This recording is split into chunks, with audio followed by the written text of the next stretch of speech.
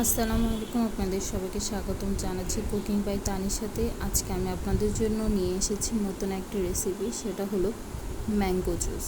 খুব সহজেই বাসায় ম্যাঙ্গো জুস তৈরি করা যায় এবং গরমের সময় এটা খুবই ভালো।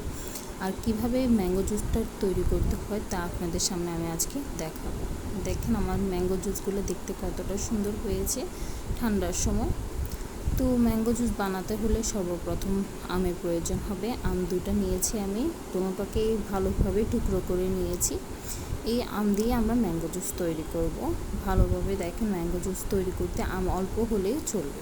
সেগুলোকে আমরা একটা মিক্সি জারের মধ্যে নিব, সম্পূর্ণ আম ঢেলে দিব, তাতে কিছু পরিমাণ চিনি ব্যবহার করব, 3 টেবিল চামচ চিনি, এবং সামান্য পরিমাণে লবণ ব্যবহার করব।